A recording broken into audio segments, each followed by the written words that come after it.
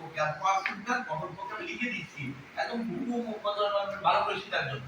গঠন কিন্তু সব জায়গায় হবে তোমার টেন্স অনুযায়ী, এটা কিন্তু মনে রাখতে হবে টেন্স অনুযায়ী বাক্যের গঠনটা কিন্তু টেন্স অনুযায়ী আছে। আমরা এবারে শিখবো কি যে এই রিপোর্টেড লিঙ্কটা কখন শেখাবো বিভিন্ন বাক্য নিয়ম লেখার সময়। আজকে আমরা যা শিখবো টেন্সে কি হবে পার্সনে কি হবে। হ্যাঁ আমি পার্সনটা লিখে দিচ্ছি। ওটার আনসার কোনটা ওটার আনসার আচ্ছা পরে হবে ঠিক আছে। আমি আনসার করে কোশ্চেনটা পড়ি।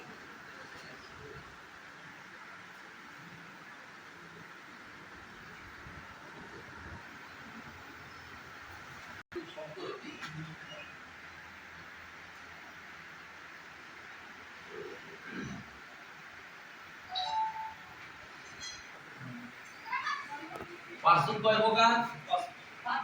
কত? এই তিন প্রকার।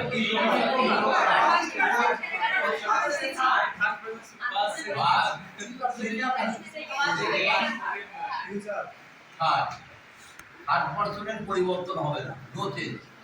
থার্ড পার্সনের ক্ষেত্রে কোনো রকম পরিবর্তন হবে না, হলো? থার্ড পার্সনে হলো বক্তার পার্সন হবে, বাংলায় লিখেছি বক্তার পার্সন।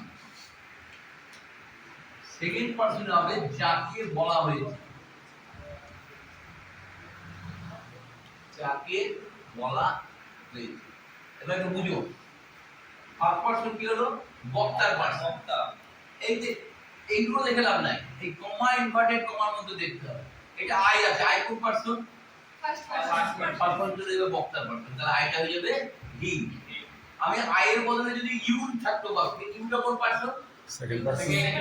ইউটা চলে যেত এখানটায়, ইউ থাকলে চলে যাবে এখানে। যাকে বলা হয় কাকে বলেছিল মি আমাকে, তাহলে ইউ হলে হয়ে যেত আই। যদি হি সি থাকতো তাহলে কি হতো?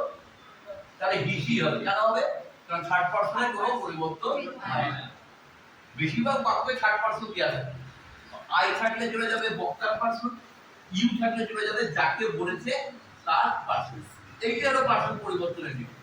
এবার যদি কারো ডাউট থাকে কোনটা কোন পার্সন, তোমাকে বুঝতে হবে। যদি শেখানো আছে